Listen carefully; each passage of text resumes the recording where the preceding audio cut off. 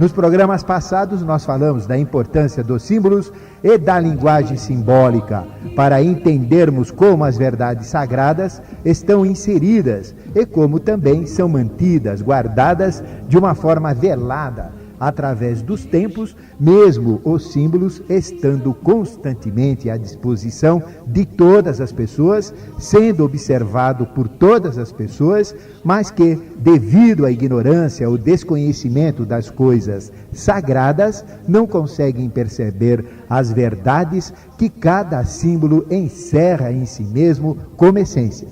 Nós falamos dos simbolismos da quinta hierarquia. Falamos da cabra e do bode andrógeno Baphomet, e sua transformação consciencial em carneiro e, por fim, em cordeiro, como Agni, o cordeiro de Deus, como expressão do próprio Jesus, que está esta figura do carneiro, do cordeiro, pintado na maioria das igrejas.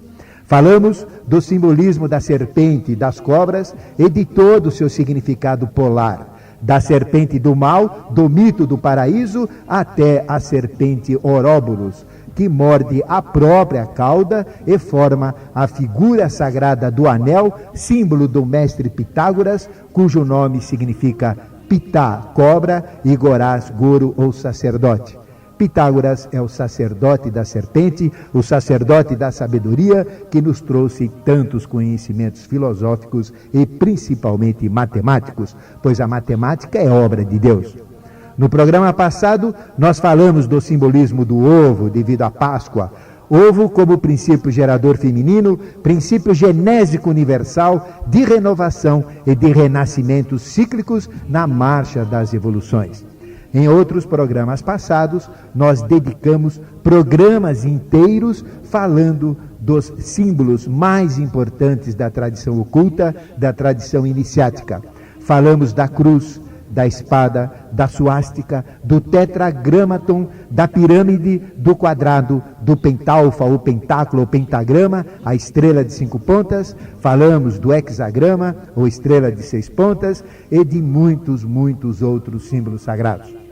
No nosso programa de hoje, para fazermos mais uma tramagem, mais uma amarração de conhecimentos sagrados, na tessitura do conhecimento iniciático, a espula ou cabeça que leva a linha da trama horizontal para prender os fios de urdume na vertical, na tecelagem dos conhecimentos iniciáticos, que eu já passei a vocês, é a mandala.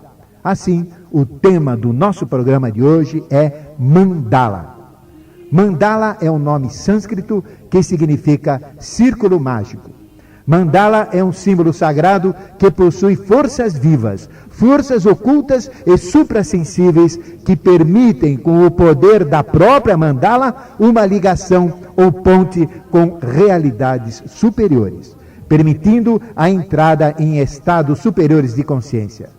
Mandala é um símbolo que expressa a impressão arcaica ou a impressão da tradição iniciática do inconsciente coletivo dos arquétipos, que são registros que não pertencem, em hipótese alguma, às nossas experiências particulares ou individuais, mas experiências que pertencem como um todo ao inconsciente coletivo e, portanto, envolvem toda a humanidade e envolvem, assim, o trabalho das hierarquias com os homens. A mitologia é o conhecimento ou estudo dos mitos. É o registro do envolvimento dos deuses, dos anjos caídos com a humanidade. O tarô maior, com as suas 22 lâminas ou cartas, é o registro do envolvimento das hierarquias na marcha das civilizações neste quarto sistema evolutivo que é a própria Terra. Através de 3 cartas-mães ou de Deus Trino, de 7 cartas, representando cada uma um dos 7 planetas sagrados na evolução setenária, e de 12 fases, uma para cada signo, totalizando 3 mais 7 mais 12, 22 cartas. Mandala é um símbolo que funciona como uma porta, que funciona como uma passagem para a entrada em conhecimentos atemporais. Atemporal ou que independem do tempo, ou que valem em qualquer época do passado, do presente e do futuro, como acontece com os mitos e a mitologia. Mandala guarda então verdades universais que estão guardadas e veladas ao profano. Meditando na mandala, as portas se abrem e as verdades veladas descortinam-se como realidades e se mostram com toda a sua clareza, com toda a sua plenitude, transformando a ignorância em pura consciência. Profano é o antônimo, o oposto de sagrado. Profano vem de pró, que significa antes, e de fania, que significa templo. Significa então profano antes do templo. E mandala é o templo que liga o profano ao sagrado, que permite ao profano ingressar no próprio sagrado. Por isso, cada templo construído em padrões sagrados é uma mandala viva, e é por isso que ele deve ser circular internamente. O templo iniciático é quadrado por fora e circular por dentro para funcionar como uma mandala mágica, formando a quadratura do círculo, onde o círculo é o espiritual e o quadrado é o terreno material. O compasso quaternário evolutivo, os 4 reinos: mineral, vegetal, animal, hominal. Os 4 pontos cardeais: norte, sul, leste, oeste. Os 4 elementos: ar, fogo, água e terra. As 4 estações do ano e constelações e as suas constelações típicas: verão com Órion, o gigante caçador; primavera com Pégasus, o cavalo alado; inverno com Escórpios, o escorpião traiçoeiro; e outono com o leão de Nemeia, aquele símbolo de Hércules, um dos 12 trabalhos de Hércules. As 4 cadeias ou sistemas evolutivos: Saturno, Sol, Lua e Terra. Os 4 tátivas ou forças da magia: Vayu, Tejas, Apas e Prithvi. Os 4 senhores da evolução ou graus iniciáticos: Manu, Yama, Karuna e Astarote. Os 4 elementais: Silfos, Salamandras, Ondinas e Gnomos. As 4 operações da matemática: divisão, multiplicação, soma e subtração.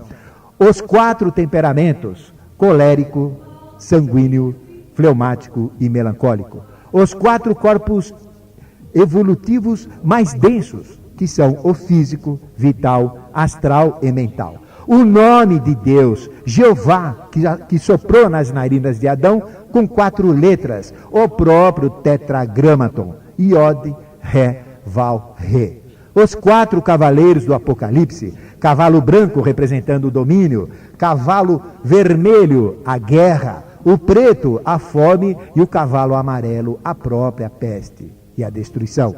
Os atributos da esfinge: aquele monstro iniciático, metade homem, metade mulher, metade mente, metade emoção, metade homem, metade animal, metade homem, metade anjo. Aquele monstro com 4 atributos: asas de águia, garras de leão, seios de mulher, flancos ou ancas de touro. E o arcano é o próprio arcano 22, a lâmina O Mundo, o último arcano, que representa 22, dando soma 4, e portanto os 4 animais do Apocalipse, do vidente de Patmos, que é o apóstolo São João. Mandala liga-se assim a todo o compasso quaternário, ao número 4 e portanto a tudo que é da terra. É o símbolo templo que permite fazer a quadratura do círculo, ou ligar os conhecimentos quaternários, todos esses que eu falei, da terra ao sagrado, ao redondo, ao espiritual. Permite entender todas as relações quaternárias que eu mencionei. A mandala está presente em todas as tradições. No budismo, como mandala círculo, que na iniciação budista o discípulo desenha o círculo mágico no chão e permanece depois em seu centro, fazendo a figura da circunferência com um centro. E permanecendo nesse centro, o discípulo budista entra no mundo espiritual em comunhão com Buda, em comunhão com o Pai, em comunhão com Brahma, equivalente da Trimurti indiana. No hinduísmo, a mandala é o yantra, o disco mágico giratório, que para nós yogiotas é o pramanta, que gira, que impulsiona toda a evolução quaternária.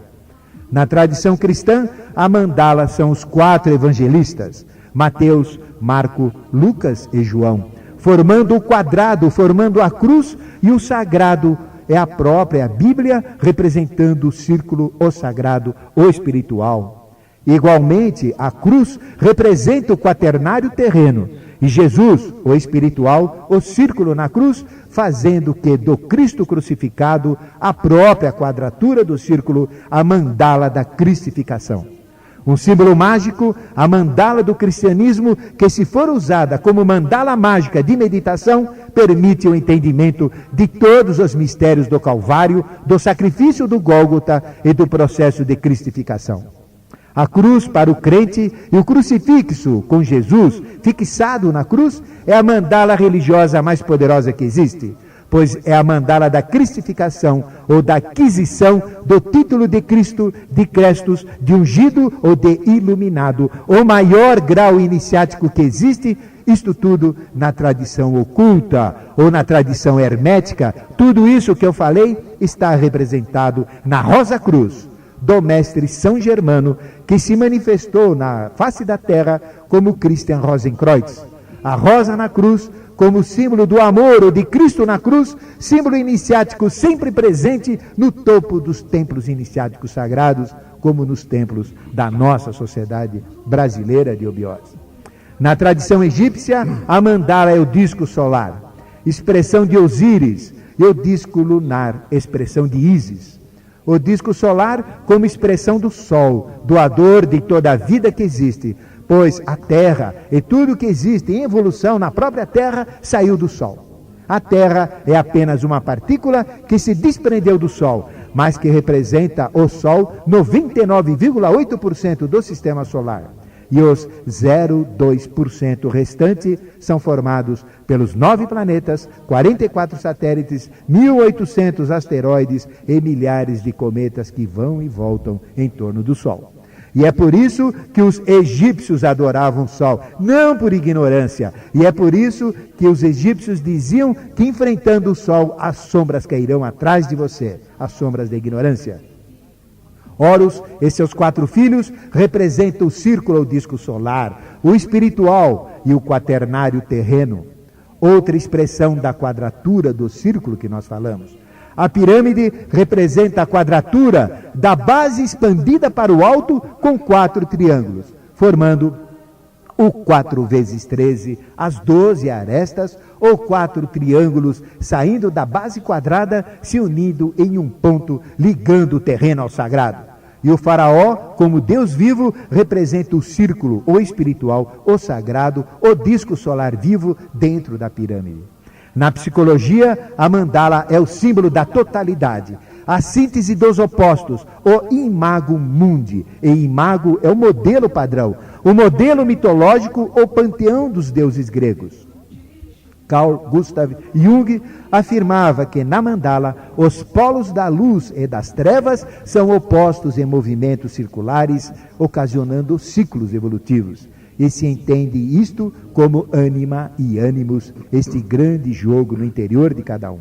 A mandala é o símbolo universal mais antigo que existe. É a roda solar desenhada pelos povos primitivos que aprenderam a fazer o círculo mágico de proteção, o círculo de fogo que os protegiam dos animais, o mesmo círculo mágico dos templários e da alta magia que isola o astral pelo fogo de Agni ou pelo fogo do conhecimento. Na tradição chinesa, a mandala como quadratura do círculo é a própria tartaruga, animal sagrado por sua longevidade e também por ser redonda por cima, ter uma circunferência redonda por cima, voltada ao céu, ao divino, ao espiritual, e por ser quadrada por baixo, parte voltada à terra, e por ter em seu casco também o desenho que lembra a pacoa, que o imperador Fukri, ou Forri, há 7.000 anos atrás, viu nas costas de um dragão, e que, muito tempo depois, Lao Tse, ou Mestre Zé, estudou e formou então o Tao, com base no círculo central da pacoa. E este círculo da pacoa é aquele que tem uma circunferência, um círculo, que é a parte interna, dividido em 2 partes, formando um S. E ele escreveu em cima dessa meditação do Tao, que é esse símbolo central, o taoísmo. E o Tao Te Ching, a mandala do taoísmo, símbolo altamente iniciático. Querido e querido ouvinte, o que representa na realidade a mandala? Qual é a figura da maior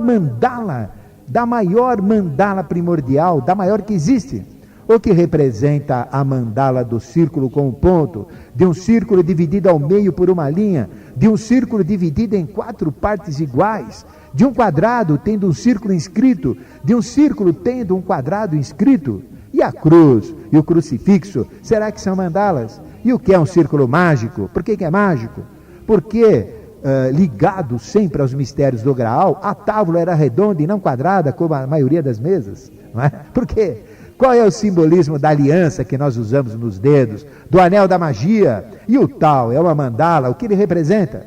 Existe o anel de Giges, que permite a invisibilidade. E o que é o anel não passa? O que é um círculo de proteção? A suástica é por acaso uma mandala? E o pentagrama, o pentáculo, o pentalfa, os 5 As, será que é mandala? Como é a mandala de Platão, o círculo perfeito da humanidade? E as danças circulares, são mandalas? O que é a mandala Nritya dos golpes ou dançarinas hindus? A dança das Amazonas? A mandala é usada, como ela é usada, como se liga, como ela pode ser usada como um talismã? E o que fazer, como entender, como saber, como usar uma mandala? Você participa pelo 253-5336 e aqui no nosso programa Ocultismo Sem Mistérios estaremos tentando responder as suas perguntas sobre o tema de hoje, mandala. Já temos um ouvinte na linha, Marcos, então vamos lá, vamos atender o nosso primeiro ouvinte que está participando, professor. Boa tarde, quem fala? Carmen. Quem é? É Carmen. Tudo bem, Carmen? Tudo bem, senhor. Tudo ótimo. Está falando de onde? Eu estou falando de Rude Ramos. Muito bem. Qual a sua pergunta para o professor Ademar? Eu queria perguntar para o professor, porque eu tenho uma casa para vender, tenho um carro para vender, tenho uma firma, e a gente não consegue vender nada. Se existe um símbolo para isso que a gente pode usar, né? Eu gostaria de falar com ele sobre isso. Perfeitamente. Se ele pode me ajudar, sim, tá, né? Você ouve a resposta pelo rádio, tá bom, Carmen? Obrigado pela participação. Um abraço. Outro para você. Olha, é uma pergunta interessante, Carmen. Nós somos totalmente contra a superstição. A superstição é ignorância, a superstição é erro. Nós não devemos seguir a superstição. Mas existem influências de objetos, influências de pessoas, de animais, de plantas sobre o processo que nós encaramos como culto. Então existem influências e nós temos que entender estas influências do meio dos objetos, pois existem relógios que adiantam a vida, relógios que atrasam a vida, joias que trazem desgraças e determinados objetos que têm uma beatitude. Tudo isso está ligado e tem o cunho religioso.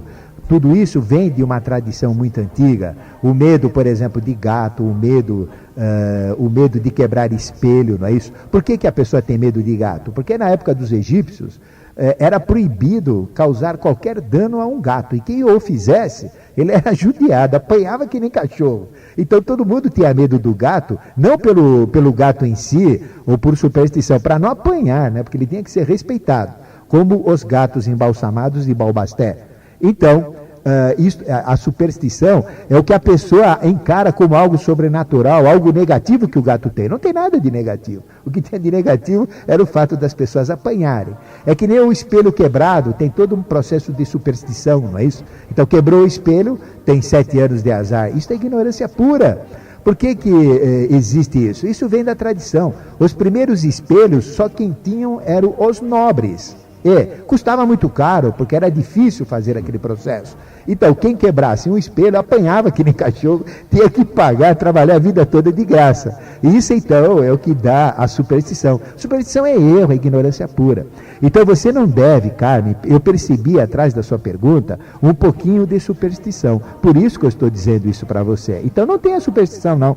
Como é que você vai vender o seu carro, a casa, as coisas que você tem? Simplesmente usando o seu mental, simplesmente usando a sua inteligência. Então o que você tem que fazer? Fazer uma pesquisa de mercado, ver realmente quanto vale os seus bens, quanto vale a sua casa. Porque muita gente acha que a casa dele vale X, mas o mercado fala que vale X menos Y, não é isso? Então não adianta querer vender por X que não vai vender. Então, o que você tem que fazer? Você tem que realmente dar o valor, porque quando uma coisa é negociada em cima do valor intrínseco que ela tem, a coisa é operacional. Uma empresa que tem produtos próprios, ela só vai para frente se aquilo que ela cobrar do produto corresponde ao valor do produto em si. Tudo funciona assim na vida. Então, o que você tem que fazer, Carmen? Esquecer dessa mandala para vender objetos físicos não tem nada a ver. Você tem que usar um processo lógico, um processo conceitual, um raciocínio, fazer uma pesquisa de mercado, valorizar o seu bem, promover essa venda através de meios adequados, através de anúncio em jornal, através de conhecidos e sempre com o pezinho atrás, tomando cuidado para quem você vai vender, para que você tenha a garantia de receber. Então, nós não temos uma mandala para vendas. O ocultismo, uma iniciação, não usa a mandala para isso. A mandala é apenas uma porta de passagem, é um símbolo sagrado que permite uma passagem da nossa consciência física para uma consciência espiritual. Funciona assim, tá bom? Faça isso que eu falei, você vai ver como em pouco tempo você vai vender estes bens, mas procure analisar bem o que você vai vender, pois hoje em dia quem vende algo fica sem e para conseguir outra vez é muito, muito mais difícil. Um grande abraço a você e obrigado pela sua participação. Sem esquecer da situação econômica que o país vem atravessando, aqui está difícil de comprar qualquer coisa. São vários fatores que vão acrescendo, né? Isso aí, é complicado mesmo.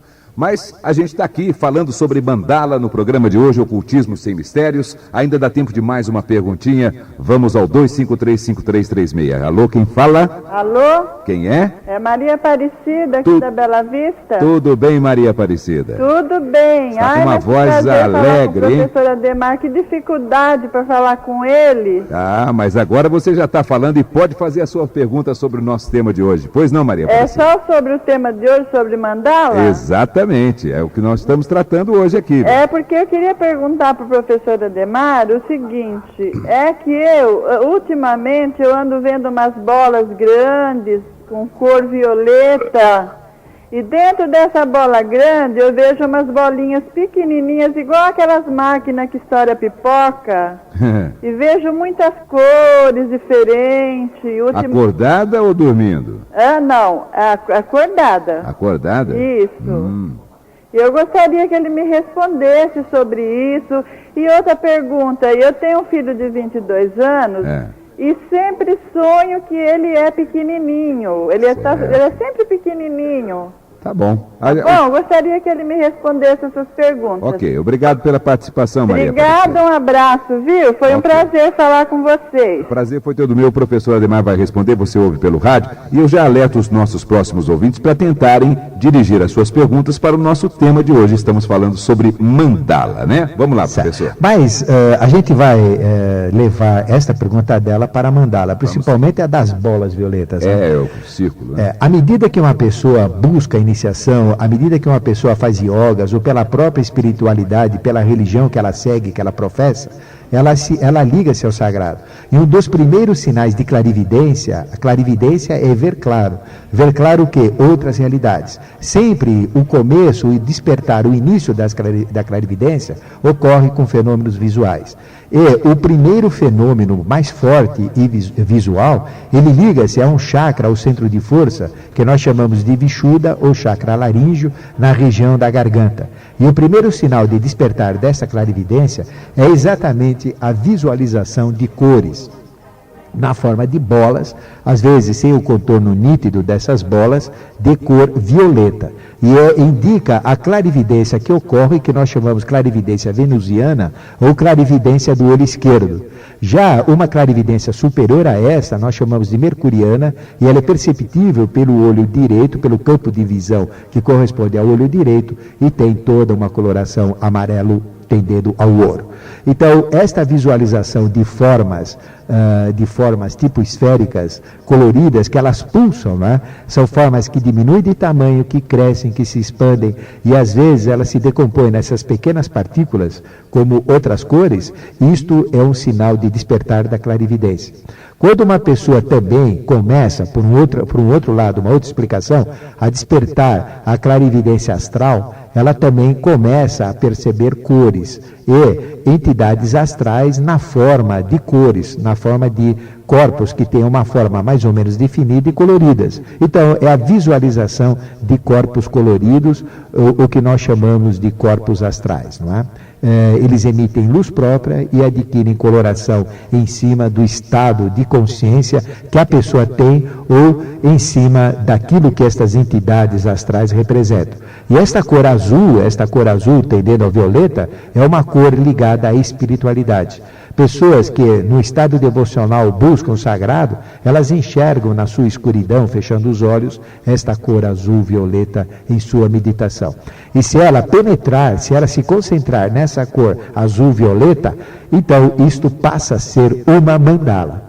E esta mandala é exatamente aquela mandala da meditação espiritual que a gente foca a mandala não externamente na forma de um desenho, mas internamente como algo, como um ponto colorido azul de meditação, que na iniciação isto é muito utilizado e esta mandala, então, ligando-se ao espiritual, permite descortinar toda uma sabedoria, toda uma visão de outras realidades suprassensíveis. Perfeito? Vamos a mais um ouvinte que está ligando para a gente aí pelo 253-5336, voltando ao nosso tema do programa de hoje, Mandala. Boa tarde, quem fala? Alô, João Roberto. Como? João Roberto. Tudo bom, João Roberto? Tudo bem, graças Você fala de onde? É do Brooklyn. Maravilha. Qual a sua pergunta para o professor Ademar? Eu li alguma coisa sobre radiônica e lá eles utilizam várias mandalas, né? Tais como círculos, antimagia, 9 círculos, tem o labirinto de Hermes, né, que é baseado numa catedral, né, da França. E eu gostaria de saber se isso é superstição ou funciona mesmo, né, essa radiônica, né, que eles chamam, né? Perfeitamente. Envolve aquilo com uma certa intenção, né? Uma intenção normalmente boa. Eu queria saber se isso é superstição ou funciona mesmo, se essas mandalas funcionam. Maravilha, obrigado pela pergunta, João. Com certeza vai ser muito esclarecedora, não só para você, como para todos os nossos ouvintes. Obrigado pela participação. Bom, João, é uma pergunta muito interessante. É lógico que a mandala é um ponto referencial, é um ponto de passagem, uma porta, como eu coloquei, não é? E nós temos relacionados a todo um processo iniciático, não é? Todo o conhecimento iniciático e ligado aos mistérios do Santo Graal. O que eu vou falar agora na rádio nunca foi falado, não é? Então eu vou falar o nome de 7 catedrais relacionadas aos grandes mistérios do Graal. Não é? Nós temos a Catedral de Salvador, não é? Aqui no Brasil, ligada aos mistérios do Graal, que esta catedral realmente é uma catedral especial. Nós temos a Catedral do México, não é? Que é ligada também aos mistérios. Nós temos a Catedral de Washington, nos Estados Unidos. Nós temos a Catedral de Lisboa, que é a própria Sé Patriarcal. Nós temos a Catedral do Santo Sangue de Bruges, na Bélgica. Nós temos a Catedral de Santa Maria Majorli. E nós temos a Catedral de Westminster. Não é? São 7 catedrais ligadas aos mistérios maiores. E ligado à radiônica, a radiônica realmente ela mexe com energias telúricas, energias físicas que existem na própria natureza. E como nada está independente, ou as energias elas se interligam entre si, através de uma energia física, não é, que a gente pode captar, tudo isso liga-se a uma energia vital, esta energia vital ativa uma energia astral, e a energia astral ativa uma energia mental, porque tudo faz parte de uma coisa só. E através da mandala, a mandala através dos círculos mágicos, o que é este processo da mandala? Todo processo radiônico é um processo vibratório, e toda vibração ela segue um processo cíclico. Nós temos o sistema senoidal, né, das vibrações, mas a senoide nada mais é do que um círculo que forma uma espécie de uma mola esticada e que a gente olha transversalmente, né? Na realidade, a própria senoide em 3 dimensões é um círculo em rotação. Então, as energias elas são circulares. Tudo é circular, pois tudo está em evolução, e o que proporciona a evolução são os táttivas, são vibrações sutis na natureza, e estas vibrações têm todo esse movimento circular. Então, o uso de círculos para formar todo um processo que aumenta, que capacita a própria aplicação radiônica, é perfeitamente lógico, normal, e não tem nada, absolutamente zero de superstição. Pelo contrário, tenha consciência do que existe atrás de todo esse conhecimento da radiônica. Funciona assim. Então, todo esse processo está ligado a forças sutis da natureza que seguem este processo. Toda a vida, ela segue da espiral, não é? A famosa espiral. Então, no conhecimento teosófico, nós estudamos o princípio da própria existência pelo princípio das espirais. E tudo isso liga-se à vibração, tudo isso liga-se aos táttivas, e existem energias telúricas ou energias físicas que correspondem ao nosso próprio planeta Terra, e energias como, por exemplo, a radioatividade, é o tipo de uma energia, não é? E a própria rabidomancia, que é a percepção dessas energias usando uma vareta, ou usando a ponta dos dedos, ou usando qualquer outro instrumento, é uma maneira de captar estas mesmas energias. Um grande abraço a você e obrigado pela sua participação. E nós já vamos chegando ao finalzinho do nosso programa de hoje, professor Ademar. Pois é, alguma coisa só para encerrar aí.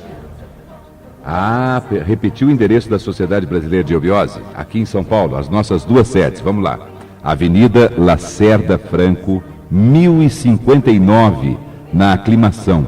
Lacerda Franco, 1059 na Aclimação. É paralela a Lins de Vasconcelos. É muito fácil chegar lá.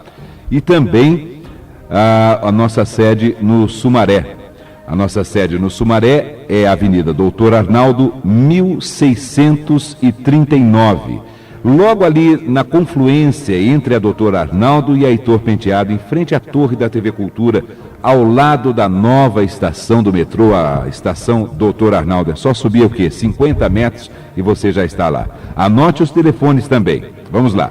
Na Lacerda Franco, 278-9914. 278-9914. Lá teremos palestra hoje com Antônio Carvalho, hein? Às 19 horas. Homem, conhece-te a ti mesmo. E aqui no Sumaré o telefone é 263-8450. 263-8450 é o telefone da doutora Arnaldo, e também teremos palestra lá com o irmão Murilo sobre o que é iniciação. Às 19 horas também. Professor Ademar. Bom, a mensagem que a gente vai encerrar o programa é falar sobre a mandala, não é? A mandala, ela existe em todas as tradições, ela existe em todas as religiões, em todas as filosofias, está aí disponível para nós. Nós temos a mandala, como nós falamos na introdução do nosso programa, que é o templo, não é isso? O templo onde o profano, ele consegue chegar ao sagrado, onde o material, através de uma mandala, chega ao espiritual. E todos nós somos um templo vivo, todos nós temos dentro de nós o espiritual, todos nós temos dentro de nós a essência crística.